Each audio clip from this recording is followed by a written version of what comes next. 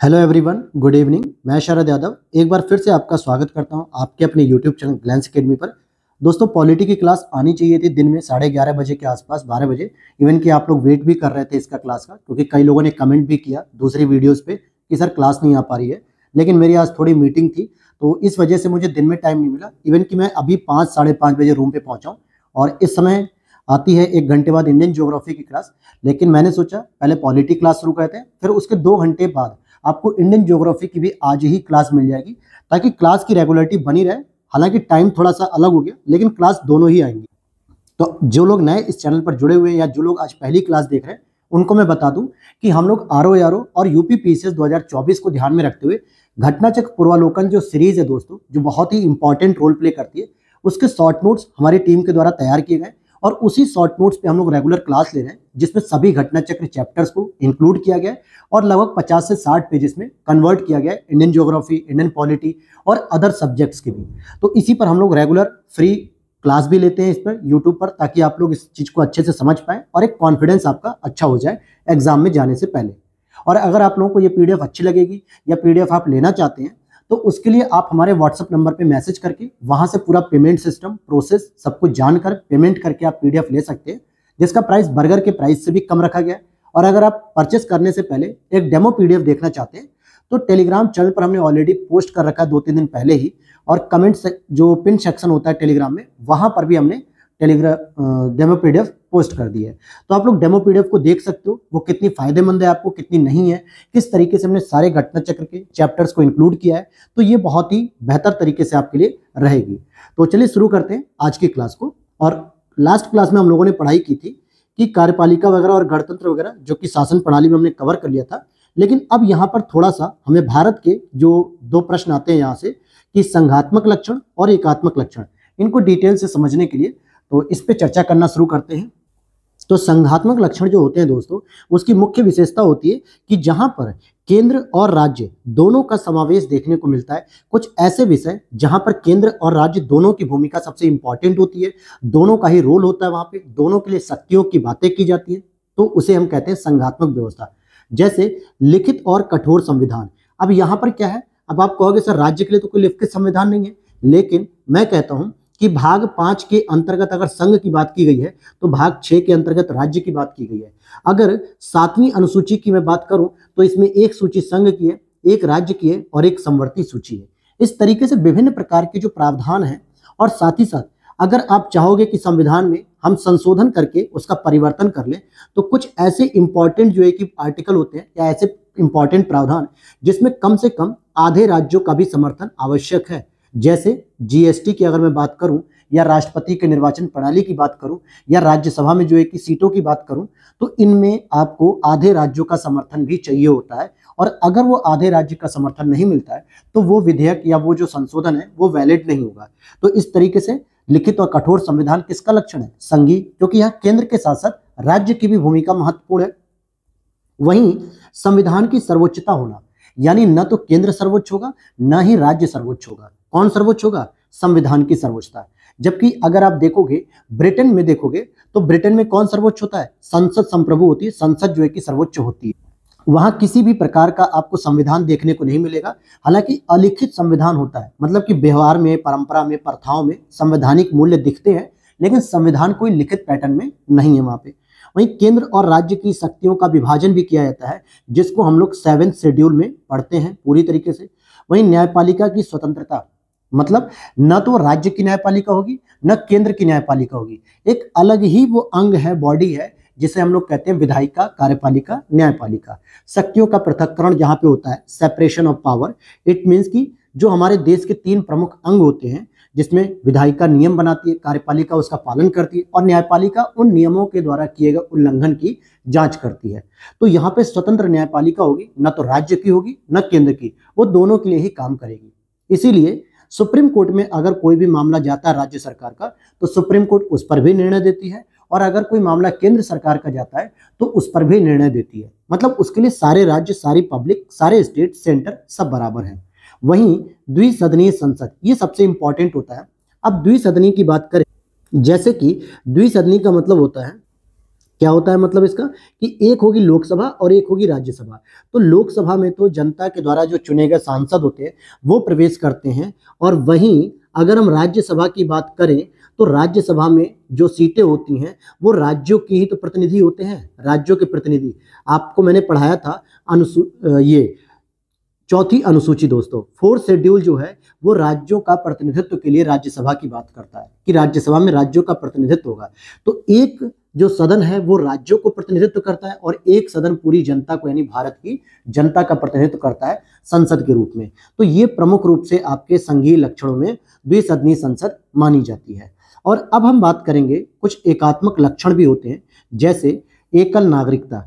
अब ये आप देखोगे कि अमेरिका का संविधान कैसा है, संघीय संविधान है, क्योंकि वह राज्य और केंद्र दोनों के लिए अलग अलग प्रावधान है, और वहां पे नागरिकता भी दोनों अलग अलग है। आपको अगर नागरिकता चाहिए होगी तो आपको एक राज्य की भी नागरिकता लेनी पड़ेगी और एक वहां के यूएसए के नाम से भी नागरिकता लेनी पड़ेगी। लेकिन भारत में क्या है, भारत में एकल नागरिकता है। हम कभी भी नहीं कहते कि हम उत्तर प्रदेश के नागरिक हैं, हम कहते हैं हम भारत के नागरिक हैं। हमारे पास कोई भी आईडी प्रूफ होता है तो भारत निर्वाचन आयोग के नाम से होता है, भारत का गणराज्य पासपोर्ट होता है, आधार कार्ड भी हमारा भारतीय आधार कार्ड होता है। तो मतलब किसी भी तरीके का आप आईडी प्रूफ रखोगे तो वो भारत के नाम से होगा, न कि राज्य के नाम से। इट मीन्स कि आप भारत के नागरिक हो, राज्य के नहीं। और इसीलिए भाग 2 के तहत अनुच्छेद 5 से लेकर 11 तक का जो नागरिकता का प्रावधान है दोस्तों, उस नागरिकता के प्रावधान में संशोधन करना, नया नियम बनाना, ये सभी संसद का काम होता है, जो पूरे भारत के लिए काम करेगी, जो पूरे भारत के लिए नीतियां बनाएगी। तो नागरिकता कैसी है, एकल नागरिकता। लेकिन वहीं पे कुछ एकात्मक लक्षण है आपातकाल। अब आपातकाल की घोषणा अगर मान लो आर्टिकल नंबर 352 के तहत होती है, युद्ध या बाहरी आक्रमण के तहत, तो ऐसे में राज्य विधानसभा जो होती है उसको केंद्र सरकार के अधीन कर दिया जाता है और जरूरत पड़ने पर राज्य सूची पर संसद के द्वारा कानून भी बनाया जाता है। एक और प्रावधान है कि आर्टिकल नंबर 356 के तहत जब राष्ट्रपति शासन लगता है राज्यों में तो वहां की विधानसभा निलंबित हो जाती है, यानी मुख्यमंत्री और कार्यपालिका निलंबित हो जाती है और राष्ट्रपति पूरी तरीके से उसे अपने अधीन कर लेते हैं और संसद के द्वारा या राष्ट्रपति अपने सहयोगियों के द्वारा उसका शासन प्रशासन चलाते हैं। और वहां पे पूरा का पूरा राज्य सूची पे जो कानून बनाने का काम होता है वो वही करते हैं। तो इस तरीके से आपातकाल के दौरान भी क्या होता है कि केंद्र ही सर्वशक्तिमान हो जाता है, राज्यों की भूमिका समाप्त हो जाती है। वहीं राज्यपालों की नियुक्ति में राज्य की कोई भूमिका नहीं होती है। कौन चुनता है उनको, राष्ट्रपति के द्वारा उसे नियुक्त किया जाता है। अर्थात राष्ट्रपति क्या है, सेंट्रल गवर्नमेंट की कार्यपालिका का चीफ होता है, कार्यपालिका प्रमुख होता है। और जब केंद्र सरकार का प्रमुख अधिकारी या प्रमुख व्यक्ति या शीर्ष व्यक्ति राज्य सरकार के शीर्ष व्यक्ति का जब चुनाव कर रहा है तो इसका मतलब है कि वहां राज्य की भूमिका स्वतंत्र नहीं है, वहां राज्यपाल की नियुक्ति कौन कर रहा है, राष्ट्रपति करता है। और एक शब्द भी लिखा होता है कि राष्ट्रपति के प्रसाद पर्यंत पद धारण करता है। इसका मतलब राष्ट्रपति को अगर रात में सपना आ गया तो वो यूपी के राज्यपाल को भी हटा सकते हैं, एमपी के राज्यपाल को भी अगली सुबह हटा सकते हैं, और इसमें राज्य सरकार कुछ भी नहीं कर सकती है। तो इसका मतलब राज्य की जब शक्ति ही नहीं है यहाँ पे तो ये संघात्मक कहाँ है, ये प्रावधान भी एकात्मक हो गया। वहीं अखिल भारतीय सेवाएं, अब अखिल भारतीय सेवाओं के लिए आप देखोगे आईएएस, आईपीएस, आईएफएस, आईआरएस, ये जो ऐसी पोस्ट हैं इनके लिए यूपीएससी के द्वारा जो है कि प्रावधान किए जाते हैं। और यूपीएससी किसके अकॉर्डिंग काम करती है, डीओपीटी। डीओपीटी मतलब होता है डिपार्टमेंट ऑफ पर्सनल ट्रेनिंग, जो होती है कार्मिक प्रशिक्षण, जिसका चीफ होता है आपका सेक्रेटरी, जो प्राइम मिनिस्टर के साथ होते हैं। तो इट मीन्स यहाँ भी केंद्र सरकार की भूमिका होती है। और नई अखिल भारतीय सेवाओं का अगर गठन भी करना हो तो राज्यसभा के नियम से होता है। तो इस तरीके से यहाँ भी राज्यों की शक्ति बिल्कुल कुछ नहीं है। और राज्यसभा में असमान प्रतिनिधित्व, अब जैसे अगर आप यूएस में देखोगे, यूएस में देखोगे तो वहां जो सीनेट है दोस्तों, जो राज्यों का प्रतिनिधित्व करती है, वहां प्रत्येक राज्य से 2 सीटें जाती हैं, मतलब प्रत्येक राज्य को 2 सीटें बराबर आवंटित की गई हैं। लेकिन अगर मैं भारत की बात करूं तो राज्यसभा में सबसे अधिक सीटें आपकी यूपी से हैं, जबकि सबसे कम सीटें नॉर्थ ईस्ट के कुछ राज्य, जहां से केवल एक सीटें ही दी गई है। तो ऐसे में राज्यों के बीच असमानता है, इसका मतलब राज्यों की कोई भूमिका नहीं है। जहां पे जैसी जनसंख्या होगी, जैसी सीटें होंगी, वहां से उनको दे दिया जाएगा, इसलिए इसमें कोई भूमिका राज्यों की नहीं होती है। अब इसी के बाद हम शासन प्रणाली में जो हमने अलग अलग बिंदु पढ़े, जैसे राज्यों के बारे में बात करें कि राज्यों के अंग के बारे में, फिर संसदीय व्यवस्था, इसी तरह के संघीय लक्षण, एकात्मक लक्षण, ये सभी चीजें जो पढ़ी। अब हम देखते हैं दल विहीन लोकतंत्र के समर्थक के रूप में, तो पार्टी लेस डेमोक्रेसी के रूप में दो व्यक्तियों को जाना जाता है, क्योंकि महात्मा गांधी ने भी कहा था कि लोकतंत्र जैसी यहाँ पर कोई व्यवस्था नहीं होनी चाहिए, और जयप्रकाश नारायण, जेपी नारायण ने भी कहा था कि ये पार्टी लेस डेमोक्रेसी होनी चाहिए, क्योंकि जो राजनीतिक दल होते हैं वो लोकतंत्र की मूल भावना का जो है कि हनन कर देते हैं, मूल भावना को समाप्त कर देते हैं और अपने स्वार्थ की पूर्ति करने में लग जाते हैं। और जबकि लोकतंत्र में क्या होना चाहिए, मानवीय हित, मानवीय अभिव्यक्ति और मानवीय कल्याण सर्वोच्च होना चाहिए। लेकिन होता क्या है, राजनीतिक दलों का ज्यादा बड़बोलापन होता है, राजनीतिक दलों का प्रभुत्व ज्यादा होता है। तो यही सब चीजों को देखते हुए महात्मा गांधी और जेपी नारायण दोनों ही पार्टी लेस डेमोक्रेसी के समर्थक हैं। वहीं भारतीय संविधान को उपर्युक्त व्याख्या के आधार पर, जैसा संघात्मक और एकात्मक लक्षण बताया, तो केसी वीर महोदय ने इसे अर्ध संघात्मक कह दिया था कि भारत संघात्मक तो है लेकिन कुछ लक्षण इसके एकात्मक भी हैं, इसलिए इसको अर्ध संघात्मक या सेमी फेडरेशन, सेमी फेडरल इसको कहा गया केसी वीर साहब के साथ। वहीं भारतीय संघवाद को सहकारी संघवाद, सहकारी संघवाद का मतलब क्या होता है दोस्तों, कोऑपरेटिव फेडरेशन, यानी जहां पर राज्य और केंद्र दोनों मिलजुल कर एक दूसरे का कल्याण करें, एक दूसरे का सम्मान करें और एक दूसरे के सहयोग से डीपीएसपी में दिए गए निर्देशों का पालन करते हुए जनता का कल्याण करें सर्वोत्तम रूप से। तो इसीलिए ग्रेनविल ऑस्टिन ने इसको क्या कह दिया, सहकारी संघवाद का, भारतीय संघवाद को। वहीं संविधान को संघात्मकता के तंग ढांचे में नहीं ढाला गया है, अर्थात एकीकृत और संघात्मक दोनों ही है, ऐसा बी.आर. अम्बेडकर साहब ने कहा। अम्बेडकर साहब कहते हैं कि हमने पूरी तरीके से संविधान को न तो संघात्मक बनाया, अगर हम पूरी तरीके से संघात्मक बनाते तो कहीं ना कहीं हम दोहरी नागरिकता की व्यवस्था रखते, दोहरे संविधान की व्यवस्था रखते ना। जैसे अमेरिका के संघवाद को पूरी तरीके से संघात्मक में रखा गया, एकात्मक में नहीं, क्योंकि वहां पे दोहरी नागरिकता है और वहां पे दोहरी संविधान है, वहां पे दोहरा प्रकार का तरीका होता है। लेकिन भारत में संघात्मक के साथ साथ एकात्मक व्यवस्था को भी रखा गया है, और ऐसा बी.आर. अम्बेडकर साहब ने कहा कि आवश्यकता पड़ने पर राज्यों के कल्याण के साथ साथ भारत को अखंड बनाए रखने के लिए हमें एकात्मक गुणों को भी रखना जरूरी है। आगे देखते हैं हम यहाँ पर, आगे फिर से इसी के बारे में हम चीजों को समझेंगे। जैसे क्या लिखता है कि मिथकों और कहावतों के रूप में प्रशासन के सिद्धांतों को किसने अस्वीकार कर दिया, हर्बर्ट साइमन। हालांकि ये पब्लिक एडमिनिस्ट्रेशन का एक प्रश्न है जो कि आपके यूपी पीसीएस में पूछा गया था कि जो मिथक होते हैं, जो कहावत होते हैं, इनके रूप में अगर आप प्रशासन चलाना चाह रहे हो तो ऐसे नहीं चल सकता। प्रशासन सैद्धांतिक रूप से चलता है, व्यवहारिक स्तर से चलता है, कहावतों और मिथकों पर नहीं चलता। तो इस आधार पे प्रशासन के सिद्धांतों को अस्वीकार किसने किया, हर्बर्ट साइमन ने।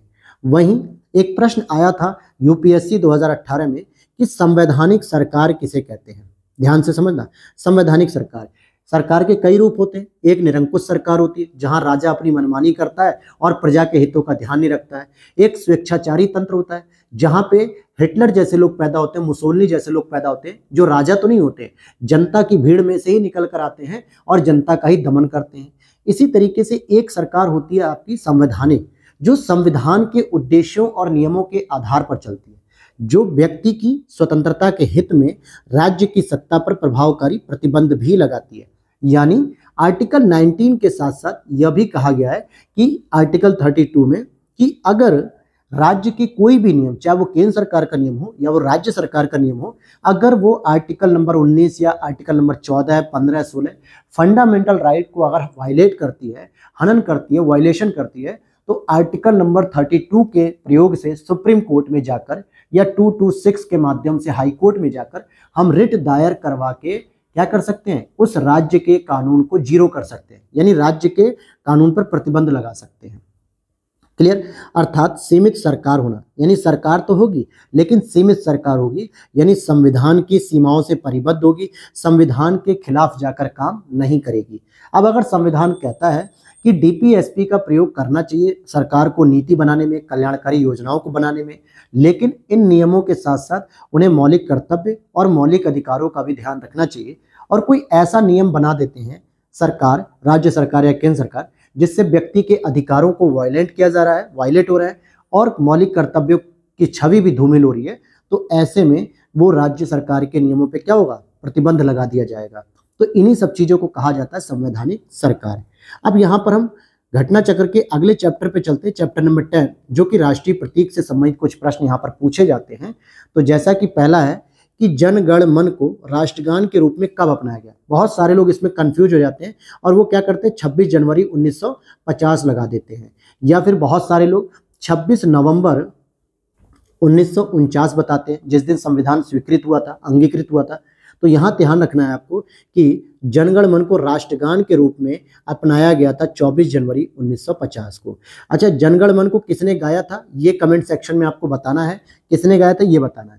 वहीं राजकीय चिन्ह यानी स्टेट एम्बलेम के रूप में इसे कब मतलब किसे अंगीकृत किया गया, अशोक स्तंभ को, और कब, 26 जनवरी 1950 को। तो ध्यान देने वाली बात है कि जनगण मन तो आपका स्वीकृत हो गया 24 जनवरी 1950, और 2 दिन बाद 26 जनवरी 1950 को राजकीय चिन्ह यानी अशोक स्तंभ पूरे भारत का सिंबल मान लिया गया।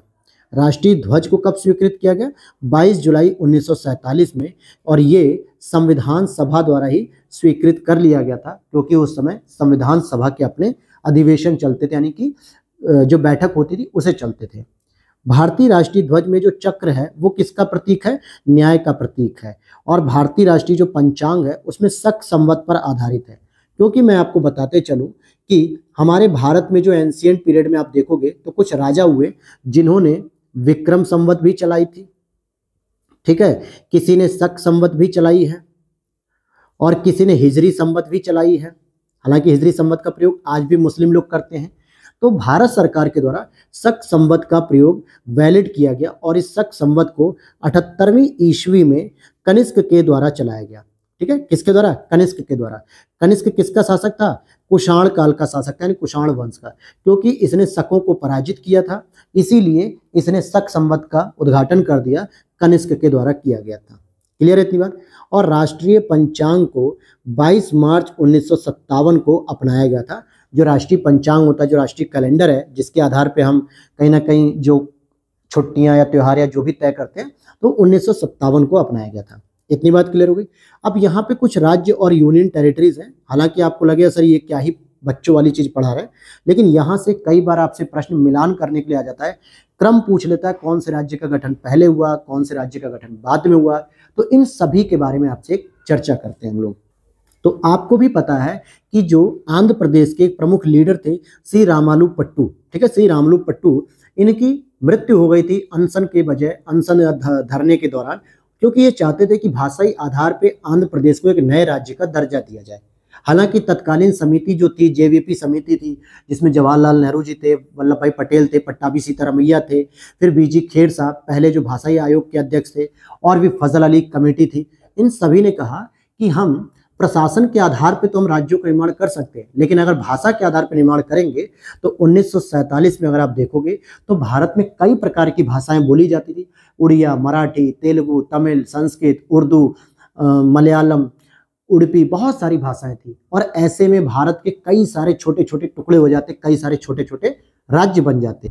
इसलिए संविधान सभा के सदस्य और साथ ही साथ जो नवगठित सरकार थी वो कभी नहीं चाहती थी कि भाषा के आधार पे हम राज्यों का गठन करें। वो चाहते थे कि हम प्रशासन के आधार पे करें, कि अगर कोई क्षेत्र ज़्यादा बड़ा है जहां पर सरकार के द्वारा प्रशासन करना थोड़ा मुश्किल हो रहा है, क्योंकि भाई 1950-52 में आप सोचो ना, जिस समय कोई सुविधा नहीं थी, कोई टेक्नोलॉजी नहीं थी, संदेश पहुंचाने के लिए भी हमें पत्र व्यवहार का ही प्रयोग करना पड़ता था, चिट्ठी का प्रयोग, 4-4 दिन में संदेश पहुंच रहा है, इतनी इलेक्ट्रॉनिक मीडिया नहीं थी, डिजिटल कम्युनिकेशन नहीं थे। तो ऐसे में एक क्षेत्र से दूसरे क्षेत्र में प्रशासन करना थोड़ा मुश्किल हो जाता था। तो कमेटी कहती थी कि भाई प्रशासन के आधार पर हम छोटे छोटे राज्यों को बांट सकते हैं, लेकिन हम भाषा के आधार पर अगर बांटना शुरू करेंगे तो बहुत प्रॉब्लम आएगी। लेकिन आंध्र प्रदेश में बहुत सारे दंगे हुए, फसाद हुए। श्री रामालू पट्टू जी की जब मृत्यु हो गई, देहांत हो गया, तो उसके परिणाम स्वरूप भाषाई आधार पर जो पहला राज्य गठित किया गया, मजबूरी बस, खुशी से नहीं, मजबूरी बस, जिसका नाम है आंध्र प्रदेश, 1 अक्टूबर 1953 को। तो सबसे पहला ये राज्य था।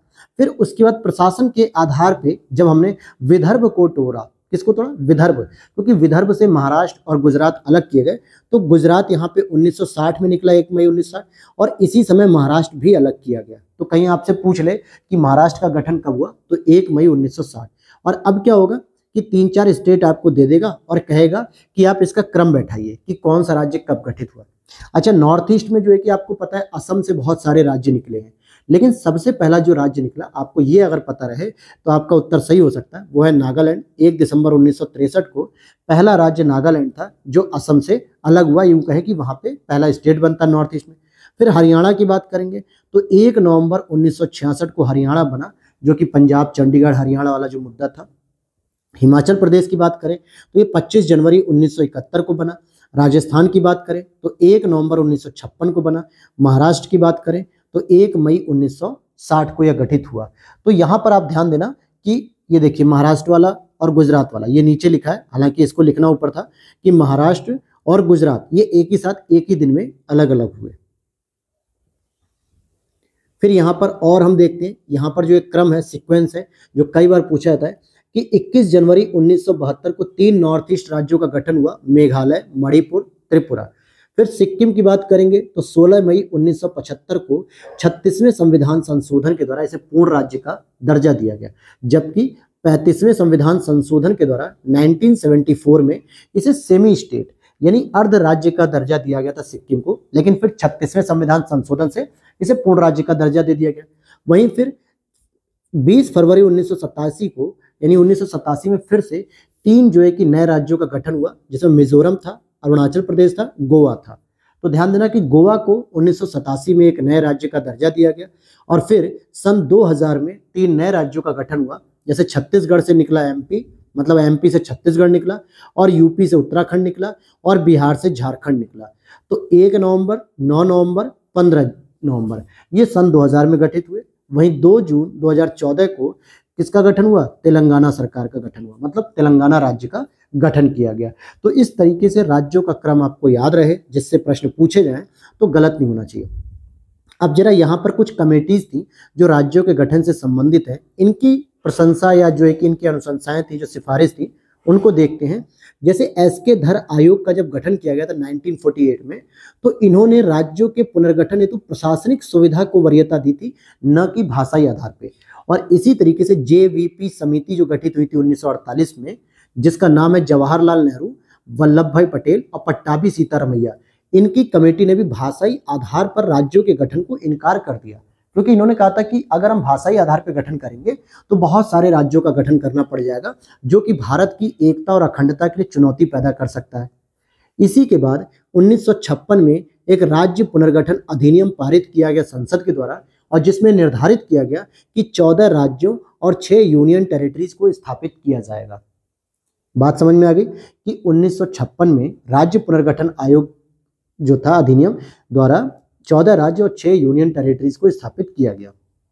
हालांकि 69वां संविधान संशोधन भी कई बार आपसे पूछता है, ये 1991 में हुआ, जिसके द्वारा दिल्ली को एनसीआर का दर्जा दिया गया और साथ ही आर्टिकल नंबर 239AA जोड़ दिया गया।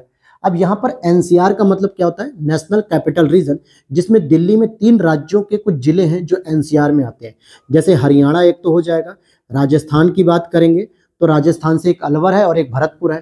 फिर उसके बाद यूपी की बात करेंगे तो यूपी से लगभग 8-9 जिले हैं, जिसमें आप देखोगे शामली हो गया, बागपत हो गया, मेरठ हो गया, गाजियाबाद हो गया, गौतम बुद्ध नगर हो गया। तो ये सभी प्रमुख जिले हैं जो एनसीआर रीजन में आते हैं, और दिल्ली को यहाँ पे नेशनल कैपिटल रीजन का दर्जा दिया गया।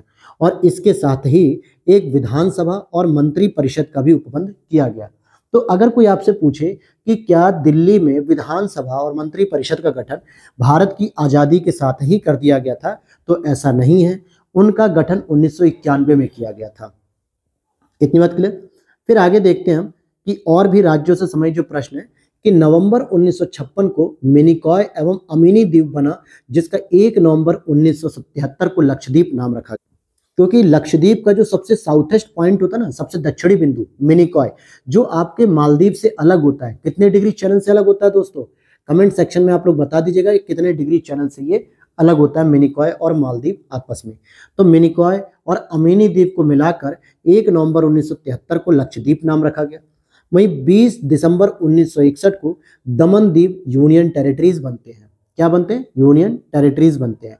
अब यहाँ पर आर्टिकल नंबर 240 के तहत यूनियन टेरिटरीज के लिए राष्ट्रपति की कुछ विशेष शक्तियां दी जाती हैं कि वो जब चाहे तो राष्ट्रपति जो है कि वहाँ का शासन ले सकते हैं, क्योंकि हम लोग पढ़ते हैं ना यूनियन टेरिटरीज जिनमें विधानसभा नहीं है, तो वहाँ मुख्यमंत्री नहीं है, तो वहाँ का शासन राष्ट्रपति या तो स्वयं चलाते हैं या फिर अपने अधीनस्थ किसी प्रशासक या उच्चायुक्त के द्वारा चलाते हैं। तो जैसे 241A में जो है कि वो अंडमान निकोबार द्वीप के लिए नियम बना सकते हैं, 1B में वो लक्षद्वीप के लिए बना सकते हैं, 1C में दादरा नागर हवेली के लिए बना सकते हैं, 1D में दमन द्वीप के लिए और 1E में पुदुचेरी के लिए वो नियम बना सकते हैं। तो ये राष्ट्रपति को आर्टिकल 240 के तहत यूनियन टेरिटरी से संबंधित कुछ शक्तियां दी गई हैं। अब यहां देखते हैं कि दमन द्वीप को 56वें संविधान संशोधन द्वारा गोवा से अलग किया गया है। दमन द्वीप को 56वें संविधान संशोधन द्वारा गोवा से अलग किया गया है और दादर नागर हवेली को 1954 में पुर्तगाली शासन से वापस लिया गया है। क्या समझ में आया कि दमन द्वीप को 56वें संविधान संशोधन द्वारा गोवा से अलग कर दिया गया। इट मीन कि पहले गोवा का ही ये पार्ट हुआ करता था और 1954 में दादर नागर हवेली को पुर्तगाली शासन से लिया गया। कई बार ऐसा प्रश्न आ जाता है कि क्या दादर नागर हवेली को फ्रांसीसी शक्तियों से छीना गया या पुर्तगाली शक्तियों से, तो हमारा उत्तर होना चाहिए पुर्तगाली शक्तियों से। वहीं हम सिक्किम की बात करें तो मैंने हालांकि ऊपर बता दिया था कि सेमी स्टेट का दर्जा यानी सह राज्य का दर्जा 1974 में से 35वें संविधान संशोधन से मिला और 1975 में पूर्ण राज्य का दर्जा इसे 36वें संविधान संशोधन के द्वारा दिया गया। कौन से संशोधन? 36वें। राज्य पुनर्गठन आयोग की जो गठन की स्थापना हुई थी 29 दिसंबर 1953 को की गई थी और 30 सितंबर 1955 में इसने एक रिपोर्ट सौंपी और जिसके बाद आपका 1955 में ही एक राज्य पुनर्गठन अधिनियम पास हुआ। ध्यान देना, पहले एक आयोग गठन किया गया और उसने सिफारिश की थी और उस सिफारिश के आधार पर ही हम 1955 में राज्य पुनर्गठन अधिनियम पढ़ते हैं। तो 1953 में क्या गठित हुआ? राज्य पुनर्गठन आयोग। लेकिन 1955 में क्या गठित हुआ? राज्य पुनर्गठन अधिनियम गठित हुआ। और इसके जो सदस्य हैं वो फजल अली साहब थे जो इसके अध्यक्ष थे और इसमें दो अलग सदस्य और थे, हृदयनाथ कुंजरू साहब और के.एम. पणिक्कर साहब। क्या नाम समझ में है? हृदयनाथ कुंजरू और के.एम. पणिक्कर। तो ये जो है कि इनकी कमेटी थी जो आयोग के अध्यक्ष थे। वहीं अब हम एक और इम्पॉर्टेंट पॉइंट यहाँ पर समझ लेते हैं कि कांग्रेस का जो नागपुर अधिवेशन था, हालांकि मॉडर्न हिस्ट्री में सारी डिटेल है लेकिन यहाँ पे पॉइंट है आपका यूनियन टेरिटरीज, स्टेट, राज्य, इससे संबंधित प्रश्न है तो इसको भी यहीं पर शामिल किया गया कि कांग्रेस का जो अधिवेशन हुआ 1920 में, यहाँ सी विजय राघवाचारी की अध्यक्षता हो रही थी और इसमें प्रांतीय जो कांग्रेस समिति थी इनका गठन भाषाई आधार पर किया गया था। यानी कहने का मतलब है कि जो प्रांतीय कांग्रेस समिति थी इनका गठन भारतीय जो भाषा थी भाषाई आधार पर किया गया और इसी के बेस पे ये प्रश्न यहाँ पे पूछा गया था। क्लियर हो गई बात? अब चलते हैं हम नागरिकता वाले चैप्टर पे जरा देख लेते हैं कि क्या लिखा हुआ है नागरिकता के चैप्टर में, घटना चक्र में। तो थोड़ा सा हम इस पे प्रकाश अगर डालें तो सबसे पहले ये भाग कौन से है? 2 है। अनुच्छेद कौन सा है? 5 से 11 है। नागरिकता प्राप्ति के 5 प्रकार होते हैं कि कोई व्यक्ति भारत की नागरिकता 5 तरीकों से प्राप्त कर सकता है। पहला जन्म द्वारा, दूसरा वंशक्रम द्वारा या रक्त संबंधी द्वारा, और तीसरा रजिस्ट्रीकरण द्वारा या जिसे हम पंजीकरण कहते हैं, चौथा देशीकरण द्वारा और पांचवा किसी भूभाग के सम्मिलन से। अगर मान लो भारत के द्वारा किसी भूभाग को सम्मिलित कर लिया जाए, हालांकि भारत की प्रवृत्ति नहीं है कि वो साम्राज्यवादी नीति का पालन करे, नेपाल को अपने अंदर कर ले, भूटान को अपने अंदर समाहित कर ले, ऐसा नहीं है। भारत एक आदर्शवादी और पंथनिरपेक्ष और सह अस्तित्व में विश्वास रखता है। साम्राज्यवादी विस्तार में जैसे चाइना, रसिया, ये लोग विश्वास रखते हैं, हम लोग नहीं रखते हैं। हम लोग बहुत प्रेम और सौहार्द से रहते हैं। तो फिर भी अगर किसी वजह से भारत के अंदर, तो इस तरीके से दोस्तों आपको ये पता चला कि किस भाग में नागरिकता है, किस अनुच्छेद में है और किस प्रकार से हम नागरिकता को प्राप्त कर सकते हैं। अच्छा, एक छोटी सी रिक्वेस्ट रहेगी दोस्तों कि अगर चैनल पर पहली बार आए हो तो प्लीज़ चैनल को कर लेना सब्सक्राइब और क्लास की किसी भी प्रकार की अपडेट के लिए, टेस्ट सीरीज के लिए या किसी भी प्रकार की इंक्वायरी के लिए आप हमारे टेलीग्राम चैनल को ज्वाइन कर लीजिए, जहां पर एक डिस्कशन ग्रुप है जहां आप अपनी क्वेरी को मैसेज कर सकते हैं, बात कर सकते हैं हम लोगों से। और एक आपका टेलीग्राम चैनल है जिसमें 3.2 के सब्सक्राइबर है, जहां पर आपको हर प्रकार की अपडेट दी जाती है। और अगर ये पीडीएफ आपको अच्छी लग रही हो, ये क्लास आपको पसंद आ रही हो, तो क्लास को तो कर दीजिए लाइक और पीडीएफ को कर लीजिए परचेज, ताकि आप एग्जाम से पहले 2-3 बार इसको रिवीजन कर सको और क्लास के साथ सारे कॉन्सेप्ट को और इजीली समझ सको। क्योंकि इसमें जितना भी कचरा मटेरियल था उसको हटा के सारे चैप्टर्स को इंक्लूड करते हुए पीडीएफ को तैयार किया गया, जिससे कम समय में आप घटना चक्र के सभी क्वेश्चन, सभी चैप्टर और सभी व्याख्या को इजीली रिवाइज कर पाओ। लेकिन अगर आप उस पीडीएफ को लेने के बाद, खरीदने के बाद अगर आप मेरी क्लास भी साथ में करते रहेंगे तो आपको बहुत ज़्यादा बेनिफिट मिलेगा और आप बहुत सारी चीज़ उसमें एडिट भी कर पाओगे, जो आप फायदेमंद में रहोगे। तो चलिए आगे देखते हैं हम इसी में कि नागरिकता अर्जन हेतु शर्तों को नियत करने के लिए कौन सक्षम है, तो संसद। इसीलिए तो मैंने कहा था ना कि एकात्मक ही तो है हमारा ये विशेषता कि इसमें नागरिकता संबंधी जो प्रावधान है वो केवल और केवल कौन बना सकता है, संसद बना सकती है। और नागरिकता अधिनियम के लिए जो नागरिकता संशोधन विधेयक या नागरिकता विधेयक जो आया था सबसे पहले आया था 1955 में, लेकिन अभी इसमें 2019 में संशोधन करके पारित किया गया, जो कि प्रस्तुत हुआ था 9 दिसंबर 2019 को और पारित किया गया 11 दिसंबर 2019 को संसद के द्वारा। जिसके बाद आपने देखा होगा एनआरसी वाला जो मुद्दा आ गया था, असम वाला, तो एनआरसी वाला जो मुद्दा था इन सबको लेके जो है कि तो ये अभी लेटेस्ट इसमें संशोधन हुआ है। इससे पहले और कोई संशोधन हुए तो अलग बात रहेगी। और यहाँ पे अगर हम इसकी राष्ट्रपति मंजूरी तक की बात करें तो राष्ट्रपति साहब ने 12 दिसंबर 2019 को मंजूरी दी और ये प्रभावी हो गया 10 जनवरी 2020 से।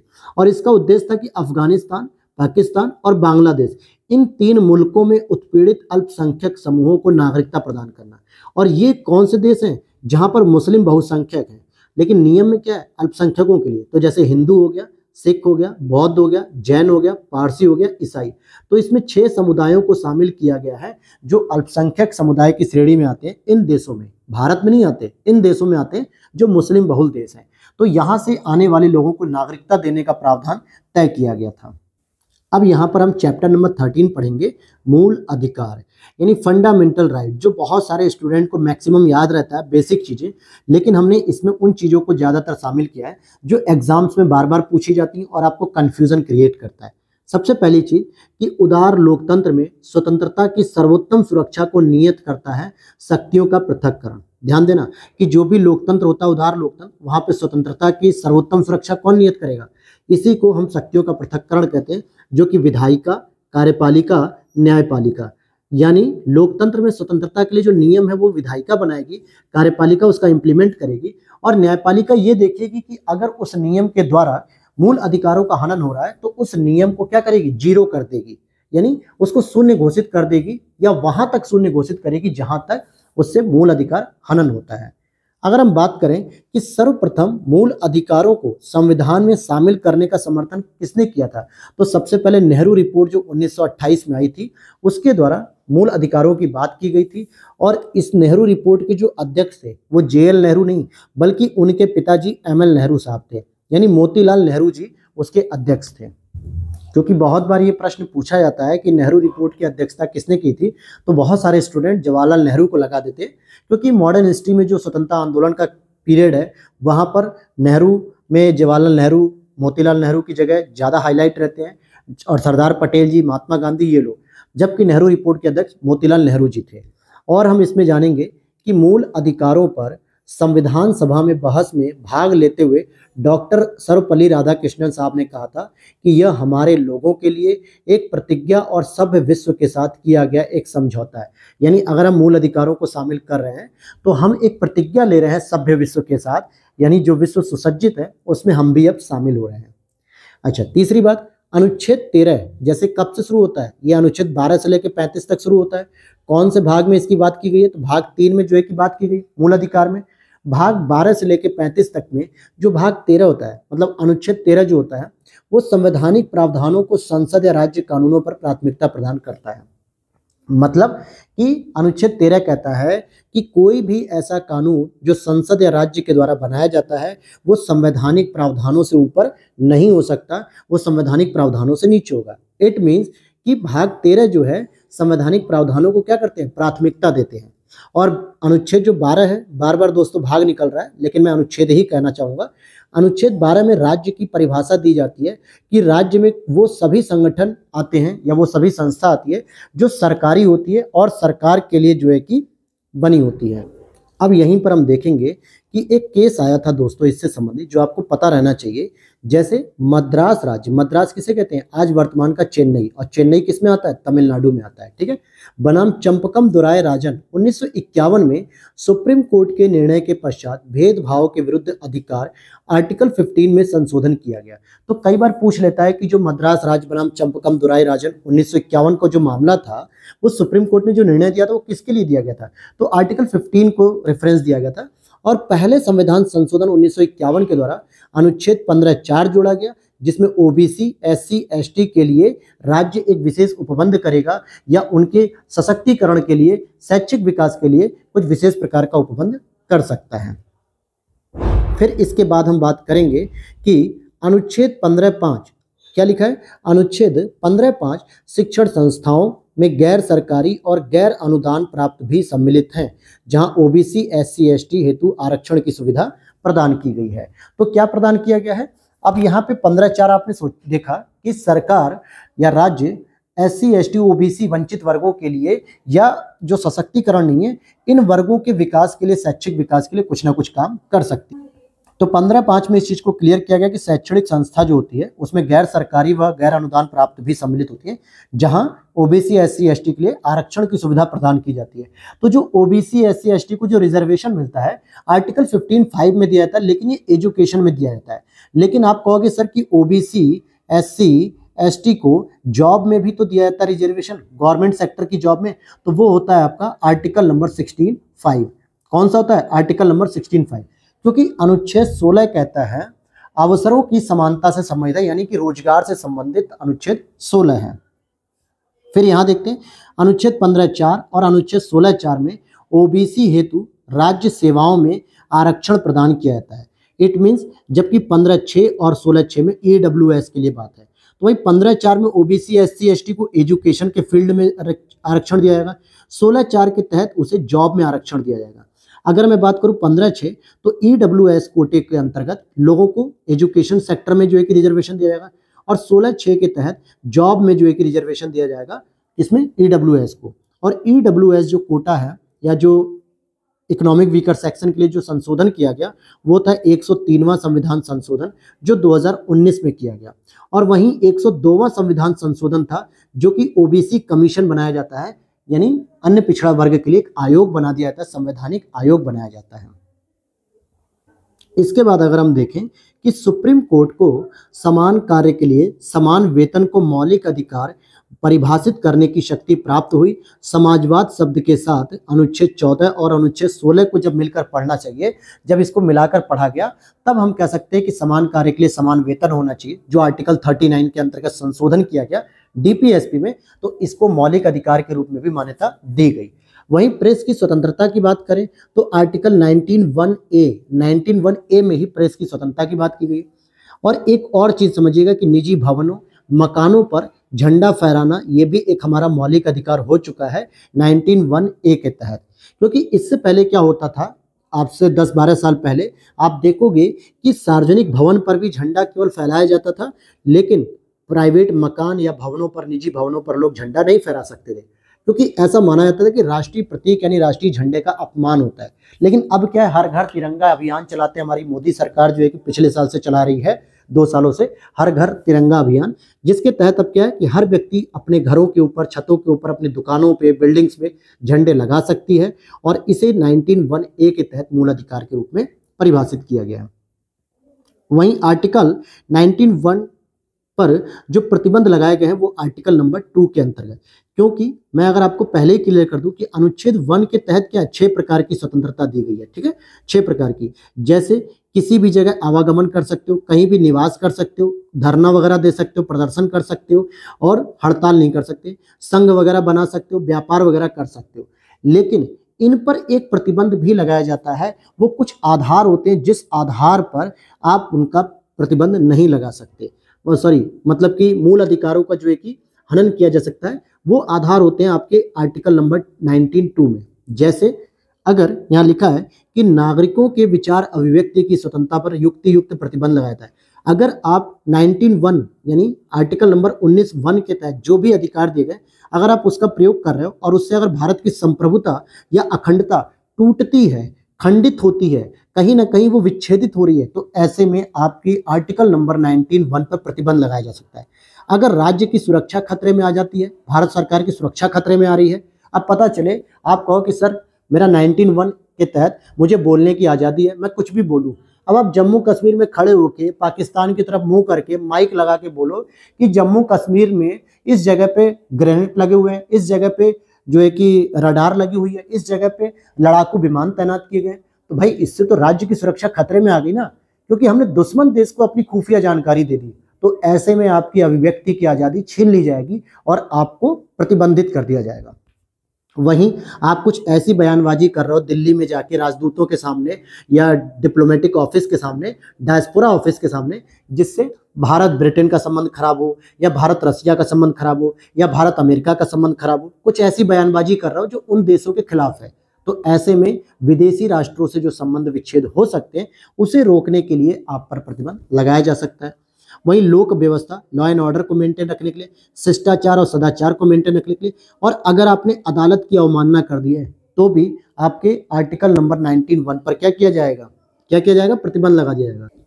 अब यहाँ पर हम देखते हैं आर्टिकल नंबर 20 और 22, हालांकि मैंने इसको डिफ्रेंशिएट कर दिया था, लेकिन यहाँ पर आप 20 और 22 के बीच में जो है कि आपको एक बेसिक डिफ्रेंशिएट बताऊंगा। पिछली क्लास में मैंने बताया था कि अपराधों के लिए दोष सिद्धि के संबंध में संरक्षण, ठीक है, और कुछ दशाओं के संबंध में गिरफ्तारी और निरोध से संरक्षण।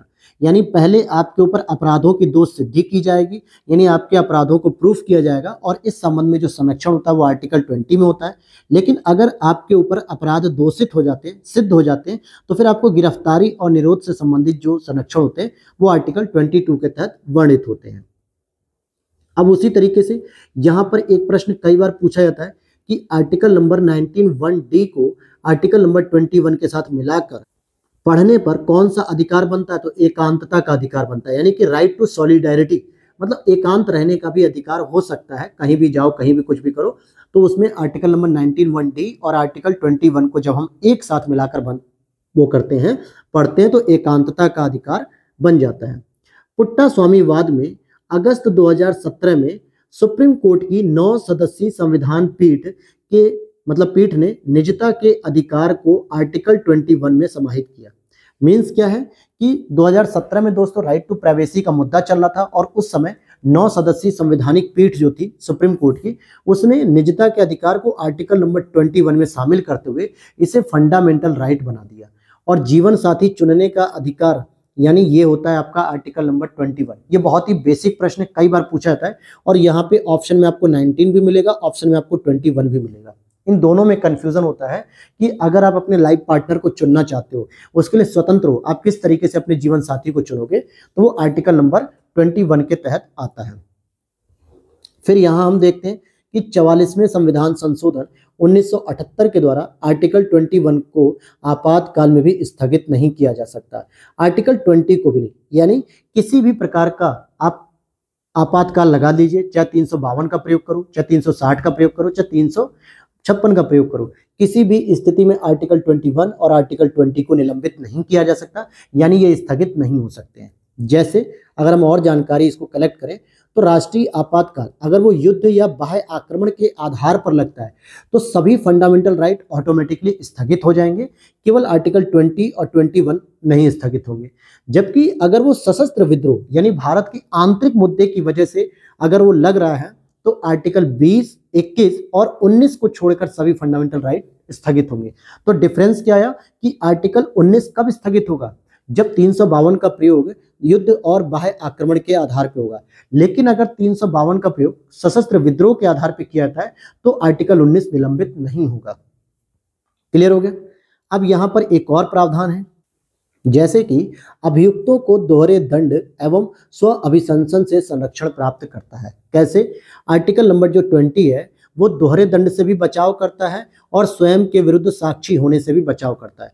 तो आर्टिकल 20 का सेकंड पार्ट, आर्टिकल 20 का थर्ड पार्ट, सेकंड पार्ट दोहरे दंड से बचाव के लिए। अब किसी व्यक्ति को एक ही दंड के मतलब एक ही अपराध के लिए 2 बार सजा नहीं दी जा सकती। ध्यान देना, इसमें प्रशासनिक सजा और न्यायिक सजा अलग अलग होती है, ये कभी भी एक ही सजा नहीं मानी जाती। अब मान लीजिए किसी व्यक्ति ने भ्रष्टाचार किया, तो पहली सजा तो उसकी ये थी कि उसे प्रशासन से बाहर कर दिया गया, निष्कासित कर दिया गया, लेकिन इसका मतलब नहीं है कि अब उसे दोबारा सजा नहीं मिलेगी। न्यायपालिका उसे जो है कि 5 साल की जेल भी दे सकती है। तो ये कभी भी दोहरे दंड में नहीं आता, क्योंकि भाई प्रशासनिक सजा अलग है, न्यायिक सजा अलग है। हाँ, ये हो सकता है कि अगर किसी व्यक्ति ने भ्रष्टाचार किया तो उसे प्रशासनिक सजा के रूप में ये कह दिया भाई आपको 2 साल के लिए सस्पेंड किया गया है। वो जब 2 साल की पूरी कार्यप्रणाली को कंप्लीट करके आता है, सजा को भुगत के आता है, और फिर उसने ज्वाइन किया और 1 साल बाद फिर कहते हैं भाई आपको फिर से उसी दंड के लिए जो आपने अपराध किया उसके लिए फिर 1 साल की सजा दी जा रही है, तो ये दोहरा दंड के अंतर्गत आता है और ऐसे में उस व्यक्ति को दोहरे दंड का मानक नहीं माना जाएगा, यानी उसे दोहरा दंड नहीं दिया जाएगा। क्लियर है इतनी बात? अब यहाँ पर हम बात करते हैं, तो इस प्रकार से आपने चीज़ों को समझा। अब यहाँ पे आर्टिकल नंबर 22 का जो पहला पार्ट है वो कहता है कि अपनी पसंद का वकील भी आप कर सकते हैं और गिरफ्तारी कारण भी जान सकते हैं। और आर्टिकल नंबर 22 का सेकंड पार्ट कहता है कि 24 घंटे के अंदर मजिस्ट्रेट के समक्ष कोई भी पुलिस दंडाधिकारी जो आपको गिरफ्तार करता है वो मजिस्ट्रेट के सामने प्रस्तुत कर सकता है। 22 का जो फोर्थ पार्ट है वो कहता है कि निवारक निरोध में किसी विधि के बिना 3 माह से अधिक निरुद्ध नहीं किया सकता। लेकिन अगर सरकार को लगता है कि भाई ये व्यक्ति को हमने ऐसे पॉइंट में गिरफ्तार किया कि अगर ये समाज में बाहर रहा तो कहीं ना कहीं आपराधिक गतिविधियों को बढ़ावा देगा, तो ऐसे में हम उसे निवारक निरोध में 3 माह से अधिक रखना चाहते हैं। तो इसके लिए अलग कमेटी बनेगी और जब वो कमेटी न्यायिक तौर पर जो है कि सलाह देगी कि हाँ इसको 3 माह से अधिक रखना चाहिए, तब आप उसको 3 माह से अधिक रखोगे, वो भी बिना किसी विधि के द्वारा, मतलब विधि बनाकर ही रख सकते हो। और वहीं आर्टिकल नंबर 22 का जो 7वां पार्ट है वो कहता है कि 3 माह से अधिक के लिए संसद विधि बनाएगी और वो भी किसकी सलाह पे? जो कमेटी गठित की जाएगी उसकी सलाह पर बना सकती। तो निवारक निरोध में बिना किसी विधि के सामान्यतः कितने महीने के लिए जो है कि आप गिरफ्तार कर सकते हो? 3 महीने के लिए नजरबंद कर सकते हो। अब यहाँ पर एक और पॉइंट समझ लीजिए कि प्रत्यक्ष बंदीकरण यानी निवारक निरोध के अंतर्गत व्यक्ति को बिना मुकदमा के 3 माह तक तो बंदी बनाया जा सकता है। आर्टिकल नंबर 22 का 4 पॉइंट कहता है, जिसे हम कहते हैं प्रिवेंटिव डिटेंशन। अगर हम बात करें आर्टिकल नंबर 22(7) जिसमें कहा जा रहा है कि अगर 3 माह से अधिक का जो है कि आपको उसे बंदी बना के रखना है तो इसके लिए आपको संसद से विधि बनवानी पड़ेगी, और जब विधि बनाएगी संसद तभी 22(7) का प्रयोग करके हम उसे रख सकते हैं। पैरोल की बात करें तो सामान्यतः कैदी के व्यवहार आधारित निर्धारित अवधि हेतु सशर्त रिहाई दी जाती है। जैसे होता है ना कि वो व्यक्ति पैरोल पर बाहर है तो उसमें उसे क्या किया जाता है कि अगर उसका व्यवहार अच्छा है, जेल में वो व्यवहार अच्छा है, यानी उसके व्यवहार में सुधार हो रहा है, क्रिमिनल रिकॉर्ड से बाहर निकल रहा है, तो हम उसे क्या करते हैं? रिहाई दे देते हैं कुछ निर्धारित अवधि के लिए, 2 महीने, 4 महीने, 1 दिन, 2 दिन, 5 दिन, वो भी सशर्त है। और विशेष परिस्थितियों में ये दिया जाता है। पैरोल कैदी का कोई अधिकार नहीं है कि आप अपराध भी करो उसके बाद कहो कि पैरोल मेरा अधिकार है, मैं जब चाहूं तब बाहर चले जाऊं, ऐसा नहीं है। पैरोल को सक्षम अधिकारी अस्वीकृत भी कर सकता है। इट मीन्स कि अगर जो जेलर है जो उस व्यक्ति की पैरोल एप्लीकेशन को रिजेक्ट भी कर सकता है कि भाई तेरा व्यवहार अभी अच्छा नहीं है, तू बाहर भी जाएगा तो अभी क्राइम करेगा, मर्डर करेगा, पॉकेट चोरी करेगा, तेरा व्यवहार अभी सुधरा नहीं है, इसलिए हम तुझे पैरोल नहीं देंगे। लेकिन कुछ व्यक्ति ऐसे होते हैं जिनका व्यवहार अचानक से बहुत परिवर्तित हो जाता है, तो जेलर को लगता है, सक्षम अधिकारी को लगता है कि इस व्यक्ति को बाहर जाने दिया जा सकता है, ये शहर से बाहर नहीं जाएगा, शहर से बाहर कहीं भागेगा भी तो हमें इन्फॉर्मेशन दे के जाएगा, किसी भी प्रकार का ये क्राइम या मर्डर नहीं करेगा, ये सुरक्षित है, समाज इससे अब सुरक्षित है, तो इसे 2 महीने, 1 महीने, 10 दिन के लिए बाहर भेज दिया जाए। अब बात आती है कारागार की। तो कारागार और उनमें निरुद्ध जो व्यक्ति होते हैं वो 7वीं सूची के तहत राज्य सूची में आते हैं। यानी जो कारागार होते हैं और उसमें जो भी व्यक्ति निरुद्ध होते हैं अर्थात जो अपराधी होते हैं वो सभी के सभी राज्य सूची के अंतर्गत आते हैं। तो आज की क्लास दोस्तों हम लोग यहीं पे होल्ड करेंगे, जो कि नेक्स्ट क्लास में हम लोग कवर करेंगे। कल 25वें आर्टिकल से शुरू करेंगे और कल 11:30-12 बजे दोपहर में ये क्लास मिल जाएगी। आज थोड़ा लेट हो गई थी लेकिन कल जरूर मिलेगी। वीडियो अच्छी लगी हो तो लाइक कर देना दोस्तों, साथ ही साथ चैनल पर पहली बार हो तो प्लीज सब्सक्राइब कर लेना। और अगर आप इसकी पीडीएफ को परचेस करना चाहते हो तो लिंक डिस्क्रिप्शन बॉक्स में दिया हुआ है व्हाट्सएप नंबर का, वहां पर आप मैसेज करके इसकी इंक्वायरी ले सकते हो, पूरे पेमेंट सिस्टम को समझ सकते हो, वहां से पेमेंट करके आपको इसकी पीडीएफ मिल जाएगी। और साथ ही साथ अगर आप इसकी डेमो पीडीएफ देखना चाहते हो तो टेलीग्राम चैनल पे मैंने 5-6 सब्जेक्ट की डेमो पीडीएफ लगा दी है, आप वहां से उसको देख के, समझ के, पढ़ के और फिर अपना निर्णय ले सकते हो इस पीडीएफ के बारे में। बाकी अगर आप पीडीएफ नहीं भी लोगे तो मैं यही सजेस्ट करूंगा कि कम से कम आप ये अगर क्लास देखते हैं लगातार तो आपको घटना चक्र से संबंधित कोई भी प्रॉब्लम नहीं रह जाएगी। सारे प्रश्न, सारी व्याख्या, सारे चैप्टर आपके कवर हो जाएंगे। तो मिलते हैं नेक्स्ट वीडियो में। Thanks for watching.